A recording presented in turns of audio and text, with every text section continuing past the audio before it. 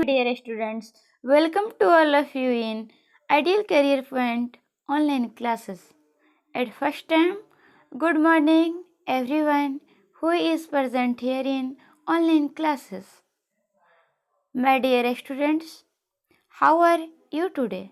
I hope you are very fine. Let us start now.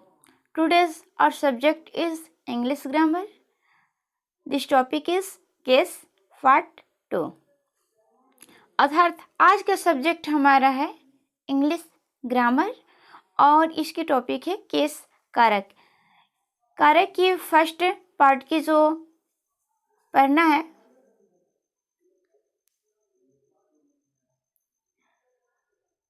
कारक की first video में हम इसकी 1 पार्ट को पढ़ चुके हैं, लेकिन आज हम इस पार्ट 2 को पढ़ने जा रहे हैं। आप लोग सुनते जाएंगे, समझते जाएंगे और फ्लो करते जाएंगे। देखिए, हम पिछली वीडियो में केस के प्रकार बताए थे कि there are 4 types of case, यानी केस 4 प्रकार के होते हैं, जिसमें पहला होता है नॉमिनेटिव केस, दूसरा होता है ऑब्जेक्टिव केस, तीसरा होता है पोसेसिव केस और चौथा होता है वोकेटिव केस।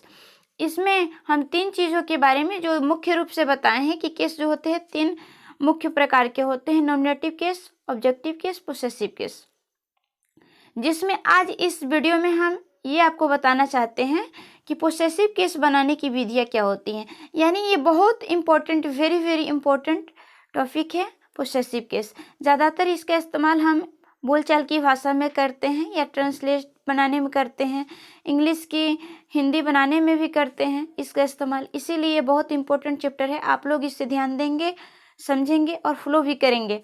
जैसे अब हम स्टार्ट करते हैं कि पोसेसिव केस बनाने की विधि क्या है। रूल नंबर 1, प्राणी बोधक सिंगुलर नाउन के अंत में एस्टॉपी एस जोड़कर पोसेसिव केस बनाया जाता है। मतलब समझिए कि यदि कोई भी प्राणी बोधक शब्द रहे, सिंगुलर नाउन होना चाहिए, नाउन कैसा होना चाहिए, सिंगुलर होना चाहिए और प्राणी बोधक होना चाहिए, यानी सजीव, लिविंग होनी चाहिए, तो उसमें यदि हम पोसेसिव केस बनाते हैं तो एस्ट्रोफी एस का प्रयोग करते हैं। जैसे कि एग्जाम्पल के द्वारा हम इसे समझ सकते हैं। जैसे राम की किताब, राम की किताब, तो राम्स बुक, यहाँ पे राम जो है नाउन है और नाम क्या है, सब्जेक्ट है। यहाँ पे नाउन जो दिया गया है राम, राम क्या है, एक नाम हो, और ये क्या है, नाउन है।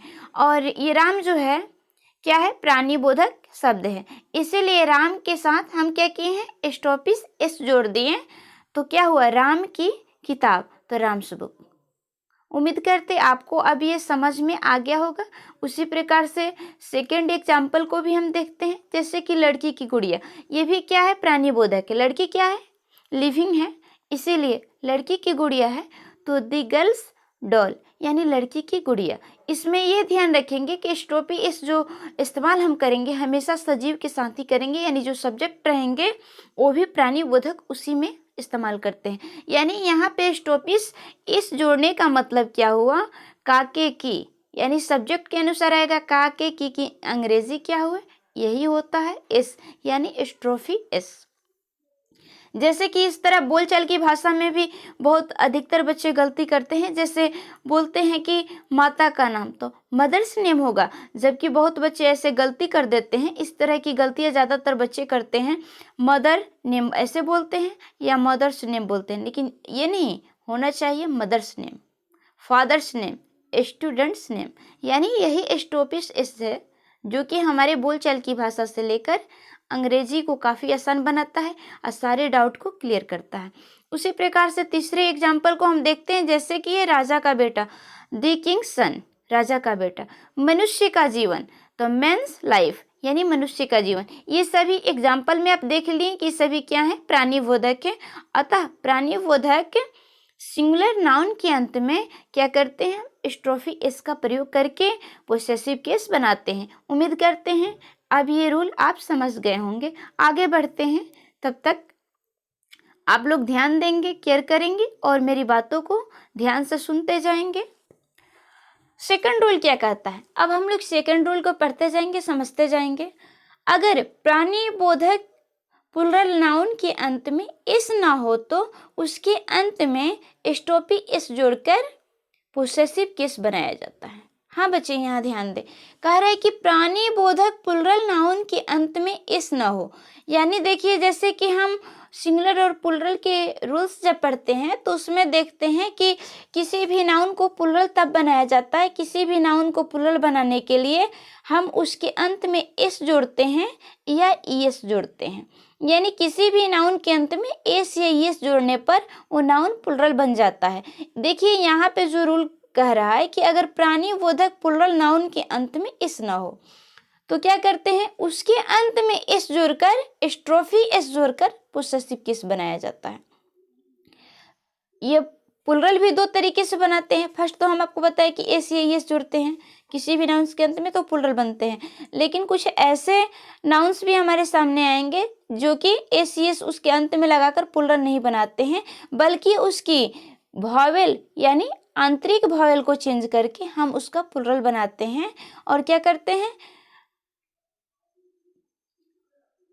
प्लूरल बनाते हैं यानी आंतरिक वॉवेल को चेंज करके बनाते हैं, या फिर कुछ ऐसे वर्ड्स आते हैं जो कि आंतरिक वॉवेल को भी चेंज नहीं किया जाता है, डायरेक्ट उसके अंत में ईएन जोड़कर प्लूरल बनाया जाता है। तो ऐसे केस में आप ध्यान रखेंगे कि ऐसे प्लूरल नाउन के अंत में जिसके अंत में इस ना हो उसमें स्टॉपी एस जोड़कर ही प्लूरल बनाते हैं। स्टॉपी से जोड़ देने से क्या होते हैं, इसका प्लूरल जो होते हैं सारे कंफ्यूजन दूर हो जाते हैं और क्या होते हैं, ये सही तरीके से इसका मीनिंग आ जाता है। जैसे पुरुषों का ड्रेस, यानी मैन माने क्या होता है, मैन मीन्स होता है पुरुष, यानी आदमी भी होता है, लेकिन ये मैन का प्लूरल जब हम करते हैं तो मेंस नहीं होता, मेन होता है। क्या होता है, मेन होता है। तो इसके अंत में क्या है, ना तो एस है ना तो ईएस है। इसीलिए इस तरह के केस यदि हमारे सामने आता है तो उस समय हम क्या करते हैं, स्टॉपिस इस का प्रयोग करके ही उसका क्या करते हैं, पोसेसिव केस बनाते हैं। जैसे पुरुषों का ड्रेस मेंस ड्रेसेस, उसी तरह बच्चों का स्कूल, बच्चे क्या हैं, ऑलरेडी प्लूरल है। जैसे कि चिल्ड्रन है, चिल्ड्रन तो ऑलरेडी प्लूरल होता है। इसी प्रकार से बच्चों का स्कूल है तो चिल्ड्रंस स्कूल। उसी तरह स्त्रियों का महाविद्यालय, तो वुमेन में स्त्री होता है या महिला होता है, औरत भी होता है। तो ओमेन है तो इसका प्लूरल जब बनाते हैं तो ओमेन होता है। देखिए यहाँ ध्यान से, इसके अंत में क्या है, न तो एस है न तो ईएस है, लेकिन ये किस फॉर्म में है, हमारा प्लूरल फॉर्म में है। यदि इसमें स्टॉपी से जोड़ते हैं तो ये प्लूरल बन जाता है। तो स्त्रियों का है तो क्या हो जाता है कि वुमेन्स कॉलेज, यानी स्त्रियों का महाविद्यालय। उम्मीद करते हैं ये भी रूल आपको समझ में आ गए होंगे। तब तक हम आगे बढ़ते हैं, आप लोग ध्यान से सुनेंगे, जरूर आपको ये रूल समझ में आ जाएंगे। देखिए तीसरे रूल क्या कहते हैं, कह रहे अगर प्राणी बोधक प्लूरल नाउन के अंत में एस हो तो उसमें मात्र स्टॉपी जोड़कर पोसेसिव केस बनाते हैं। यानी कह रहा है कि यदि कोई प्लूरल, जैसे कि हम बताए हैं कि ऊपर वाले सेंटेंस में मेन है तो मेन क्या है, ऑलरेडी प्लूरल है, लेकिन इसके अंत में क्या है, एस नहीं है। चिल्ड्रेन है, ये भी प्लूरल है लेकिन इसके अंत में एस नहीं है। तो इस केस में हम क्या बताएं कि अगर ऐसी सिचुएशन है तो उसमें स्टॉपी से जुड़कर पोसेसिव केस बनाते हैं। लेकिन यहाँ जो कह रहे सेम उससे अलग है कि प्राणी बोधक हो, यानी कैसा होना चाहिए नाउन, प्राणी बोधक होना चाहिए और प्लूरल फॉर्म में होना चाहिए। तो क्या करना चाहिए कि ऐसी सिचुएशन में प्लूरल नाउन्स को पहले ध्यान से देखेंगे कि उसके अंत में एस है या नहीं है। अगर उसके अंत में एस रहता है तो उसमें केवल स्टॉपी का प्रयोग करके हम पोसेसिव केस बनाते हैं। जैसे कि हम एग्जाम्पल के माध्यम से अच्छी तरीके से समझ लेंगे, आपको किसी प्रकार की कंफ्यूजन नहीं रहेगी। जैसे लड़कों का स्कूल, ऑलरेडी आप जानते हैं कि लड़कों का क्या होता है, बॉय माने लड़का होता है।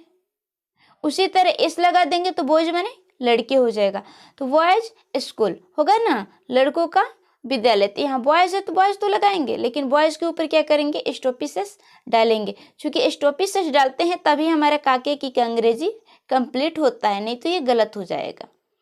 तो बॉयज स्कूल। उसी तरह लड़कियों का ड्रेस है ना, लड़कियों के ड्रेस है, जैसे लड़कियों के ड्रेस, तो गर्ल का प्लूरल ऑलरेडी क्या होता है, गर्ल्स होता है, इसके अंत में क्या है, एस है। तो इस सिचुएशन में हम क्या करते हैं, केवल स्टॉपी का प्रयोग कर देते हैं, तो ये पोसेसिव केस बन जाता है। जैसे लड़कियों का ड्रेस, गर्ल्स ड्रेस। उम्मीद करते ये भी रूल आपको समझ में आ गए होंगे। तब तक हम फिर आगे बढ़ते हैं, एग्जाम्पल देखते जाएंगे, इस रूल को समझते जाएंगे और केयर करते जाएंगे। जैसे विद्यार्थियों के नाम, विद्यार्थियों के नाम है तो विद्यार्थी का इंग्लिश हम जानते हैं कि स्टूडेंट होता है। अब विद्यार्थी हो तो स्टूडेंट्स होना ही होना है, इसका प्लूरल फॉर्म स्टूडेंट्स होंगे। लेकिन यहाँ पे क्या करें, के नाम, तो ये के की इंग्लिश के लिए हम क्या करते हैं, ऐसे सिचुएशन में एस्ट्रोफी का प्रयोग करते हैं, इसी कारण हम कर दिए, तो स्टूडेंट्स नेम हो जाएंगे, स्टूडेंट्स नेम्स। उसी तरह घोड़ों की पूछ है ना, तो यहाँ पे घोड़ा है प्लूरल फॉर्म में, तो घोड़ा का अंग्रेजी क्या होता है, हर्ष होता है। ऑलरेडी ये प्लूरल फॉर्म में तो क्या हो जाएगा, हर्सेस हो जाएगा। इसमें क्या करेंगे, हर्सेस में केवल एस्ट्रोपीस का प्रयोग करेंगे क्योंकि ऑलरेडी इसमें इस है, तो क्या हो जाएंगे, हर्सेस टेल्स। ठीक उसी प्रकार से आगे रूल भी पढ़ते जाएंगे, समझते जाएंगे। आप लोग ध्यान से सुनेंगे, निश्चित रूप से आपको ये रूल समझ में आएंगे। जैसे निर्जीव वस्तुओं के साथ संबंध सूचित करने के लिए साधारणतः ऑफ का प्रयोग किया जाता है, न कि एस्ट्रोपी या एस्ट्रोपियसिस का। हाँ, इस बात को आप लोग ध्यान में रखेंगे और समझेंगे कि यदि वस्तु कोई भी दिए गए नाउन से यदि वो निर्जीव की श्रेणी में हो, नॉन लिविंग हो, तो ऐसे सिचुएशन में हम क्या करते हैं, काके की अंग्रेजी लिखने के लिए या पोसेसिव केस बनाने के लिए ऑफ का प्रयोग करते हैं, न कि एस्ट्रोपियसिस का, न एस्ट्रोफी का। जैसे स्कूल का नाम, द नेम ऑफ स्कूल, यहाँ पे क्या करते हैं कि ऑफ का प्रयोग इसलिए करते हैं कि स्कूल क्या है, नॉन लिविंग है। उसी तरह घर का दरवाजा है तो द डोर ऑफ हाउस है ना, the door of the house, घर का दरवाजा। यहाँ पे घर भी क्या है, नॉन लिविंग, निर्जीव है, इसीलिए हमने क्या किया, यहाँ पे ऑफ का प्रयोग किया, एस्ट्रोपियसिस और एस्ट्रोफी का प्रयोग नहीं किया। उम्मीद करते ये भी आपको रूल समझ में आ गए होंगे। लेकिन हाँ, इसको बनाते समय बच्चे ये ध्यान देंगे, इसमें दो नाउन का प्रयोग किया रहता है, जैसे कि इसमें घर और दरवाजा दो है, तो हमेशा ऑफ से जोड़ने के लिए यदि हम किसी वर्ड के साथ एस्ट्रोपियस ऑफ का प्रयोग करते हैं, यानी कहने को तो ऑफ लगाते हैं, तो लास्ट वाले नाउन को पहले लिखेंगे और फर्स्ट वाले को बाद में लिखेंगे। जैसे घर का दरवाजा है तो the door of house, school का नाम है तो पहले क्या लिखेंगे, नेम का लिखेंगे, द नेम ऑफ स्कूल। उसी तरह है कुएं का पानी, तो पानी लास्ट में, तो पहले पानी का इंग्लिश लिखेंगे, the water of the well. उसी प्रकार से गांव के लोग है ना, देखिए यहाँ पे पहले क्या करेंगे, पहले लोग को लिखेंगे, the people of the village. आगे रूल देखेंगे फिर समझेंगे, आप लोग फॉलो करते रहेंगे। प्राणी बोधक नाउन्स के साथ दोनों ही कंस्ट्रक्शन संभव होते हैं। जैसे कि हम बताए हैं कि देखिए ये प्राणी बोधक के साथ एस्ट्रोपिस एस का प्रयोग करते हैं और निर्जीव के साथ केवल ऑफ का प्रयोग करते हैं। यानी जो पोसेसिव केस बनाने की हमारे रूल्स जो हैं, प्राणी बोधक के साथ या तो उसके अंत में एस्ट्रोपी लगाते हैं या एस्ट्रोपी एस लगाते हैं, सिंगुलर के साथ एस्ट्रोफी एस लगाते हैं और प्लूरल के साथ क्या करते हैं, केवल एस्ट्रोफी का प्रयोग करते हैं। लेकिन वैसे प्लूरल नाउन्स होंगे जिनके अंत में एस नहीं होंगे तो उसमें एस्ट्रोफिस एस भी लगाते हैं। यहाँ तक तो अभी हम समझ चुके हैं, लेकिन इस रूल को हम आपको समझा रहे हैं, इस रूल को आप समझिए। यदि आप ये पोसेसिव केस को समझ जाते हैं तो अनेक तरह के आपको प्रॉफिट मिलेंगे आगे चल के इंग्लिश की पढ़ाई करने में। जैसे कि होते हैं कि इंग्लिश की हिंदी निकालने में, या फिर आपकी इंग्लिश लैंग्वेज बोलने में, या फिर उसी तरह से किसी भी चीज़ को जैसे होते हैं कन्वर्ट करने के लिए आप इसमें क्या करेंगे, काफ़ी हेल्प करेंगे इस रूल के द्वारा। जैसे कि देखिए प्राणी बोधक में दोनों ही कह रहा है, दोनों तरह से हम इस्तेमाल करते हैं। यदि प्राणी बोधक हो तो ये नहीं एक सजीव के साथ एस्ट्रोपिस लगाए, निर्जीव के साथ ऑफ लगाए, ये नहीं। प्राणी बोधक यदि नाउन है तो इसके साथ दोनों ही ऑफ का भी प्रयोग कर सकते हैं और एस्ट्रोफी इसका भी प्रयोग कर सकते हैं। जैसे कि गाय का दूध, तो गाय क्या है, ऑलरेडी हमारी सजीव है, गाय का दूध है तो क्या हो जाएगा, पहला इस टाइप से बनाएंगे, फर्स्ट टाइप से हमारा ये होंगे दी काउस मिल्क, यानी गाय का दूध। दूसरी तरीके से क्या बना सकते हैं, दी मिल्क ऑफ काउ। लेकिन हाँ, इसमें देखेंगे कि यदि हम जोड़ते हैं ऑफ तो हमेशा क्या बोल रहे हैं, सेकेंड वाले नाउन्स को पहले लिखते हैं। जैसे गाय का दूध है तो दूध लास्ट में है तो पहले मिल्क लिखे हैं, उसके बाद ऑफ करके क्या किए हैं, ये फर्स्ट नाउन को लिखे हैं। ठीक उसी प्रकार है राम का दोस्त, तो क्या हो जाएंगे, राम्स फ्रेंड, यानी राम का दोस्त। फिर ऑफ से इसको जोड़ना है तो सबसे पहले दोस्त की अंग्रेजी लिखेंगे, द फ्रेंड ऑफ राम, यानी राम का दोस्त। उम्मीद करते हैं कि ये रूल आपको समझ में आ गए होंगे। फिर हम आगे बढ़ते जाएंगे। ये एग्जाम्पल के माध्यम से समझते जाएंगे, आप लोग ध्यान देंगे। जैसे विद्यार्थियों के नाम, तो स्टूडेंट्स नेम्स हो जाएंगे। और फिर दूसरे तरीके में यदि ऑफ के द्वारा इसको बनाना हो तो इसको कैसे बनाएंगे, द नेम्स ऑफ स्टूडेंट्स। अब देखिए ये रूल जो हम समझाने जा रहे हैं इस पे आप विचार करेंगे। और कुछ ऐसी कंडीशन आ जाती हैं कभी कभी जो कि क्या करते हैं, निर्जीव के साथ भी स्टॉपिस इसका प्रयोग करते हैं। कुछ ऐसी सिचुएशन आ जाती हैं कि निर्जीव वस्तु होते हुए भी हम उसमें स्टॉपिस इसका प्रयोग करते हैं। साधारणतः क्या होते हैं, ऐसी परिस्थिति बहुत कम मिलते हैं। अब देखिए किन के साथ निर्जीव वस्तु होते हुए भी स्टॉपिस इसका प्रयोग करते हैं, आप ध्यान। जैसे समय, दूरी, वजन सूचक शब्दों के साथ स्टॉपिस इसका प्रयोग करते हैं। देखिए ये क्या है, ये जो होते हैं फिजिकल क्वांटिटी होते हैं, ये निर्जीव वस्तुएं नहीं होती, लेकिन हमारे इंग्लिश ग्रामर इन्हें निर्जीव की श्रेणी में ही रखा है। इसी कारण से क्या करते हैं, इसी कारण की वजह से हम इसके साथ क्या करते हैं, स्टॉपिस इसका प्रयोग करते हैं। ये तो है फिजिकल क्वालिटी, है ना, फिजिकल क्वांटिटी बनाते हैं। जैसे कि ये दूरी है, समय है, वजन है, लंबाई है, इस क्या होते हैं, फिजिकल क्वांटिटी होते हैं। इसको निर्जीव के ही श्रेणी में रखा जाता है। लेकिन यदि स्टॉपिस इसका प्रयोग करना हो तो इसके साथ हम कर सकते हैं, क्योंकि क्या है, निर्जीव से अलग है, ये क्वांटिटी बताते हैं किसी भी चीज़ की। जैसे for example A weeks day holiday, एक सप्ताह की छुट्टी, ए वीक्स हॉलीडे। यहाँ पे वीक सप्ताह भी क्या है, समय बताता है, ये निर्जीव है, लेकिन इसके साथ क्या है, स्टॉपिस इसका ही प्रयोग करते हैं। यही क्या है, सही है। इन ए ईयर्स टाइम, एक वर्ष का टाइम जैसे होता है ना, पूरे एक वर्ष में टाइम हो तो क्या करते हैं, ए ईयर्स टाइम, एक वर्ष में कुल टाइम, कुल समय वही है। इसी प्रकार से देखिए 5 days लीव, 5 दिनों की छुट्टी, ए मंथ्स जनवरी, एक महीने की सफर, ए मील्स लेंथ, एक मील की लंबाई, ए पाउंड्स वेट, एक पाउंड का वजन। यानी देखिए ये निर्जीव हैं, लेकिन ये क्या है, फिजिकल क्वांटिटी है। इसी कारण इसके साथ क्या करते हैं, स्टॉपिस इसका प्रयोग करते हैं। बाकी आप ध्यान रखेंगे कि अन्य निर्जीव वस्तुओं के साथ आप केवल ऑफ का प्रयोग करेंगे, स्टॉपिस इसका प्रयोग नहीं करेंगे। देखते हैं आगे, फिर आप लोग ध्यान से सुनते जाएंगे, जरूर आपको ये समझ में आएंगे, यही हम विश्वास आपसे रखते हैं। पर्सनिफाइड ऑब्जेक्ट्स के साथ स्टॉपिस एस या स्टॉफी लगता है। यानी कह रहे हैं कि कुछ ऐसे चीज होते हैं जो पर्सनल होते हैं, उसको बदला नहीं जा सकता है, तो उसके साथ क्या लगाते हैं, हम स्टॉपिस इसका प्रयोग करते हैं, स्टॉपिस ऑफ का प्रयोग नहीं करते हैं। जैसे नेचर्स लॉ, प्रकृति के नियम, इसको कोई नहीं बदल सकता, प्रकृति को कोई नहीं बदल सकता। उसी तरह इंडियाज हीरो यानी भारत का नायक, at duties call, at death door, इसी तरह सन्स रे, etc। अब देखिए आज का हमारा होमवर्क है, आप इसे ध्यान से देखेंगे। उम्मीद करते हैं कि आप होमवर्क कंप्लीट भी कर लेंगे और इसको समझ भी लिए होंगे। जैसे देखिए होमवर्क में translate the following into English many way of as possible, है ना, जैसे आपको संभव हो वैसे इसको बनाइए। जैसे राम की गाय, तो क्या हो जाएंगे, राम्स काउस, या फिर द काउ ऑफ राम, दोनों तरीके से बनेंगे, आप जैसे मर्जी वैसे बना सकते हैं। जैसे बिहार की राजधानी, हाँ यहाँ पे देखेंगे ये निर्जीव है, इसको क्या करेंगे, हम केवल ऑफ के द्वारा बनाएंगे, द कैपिटल ऑफ बिहार।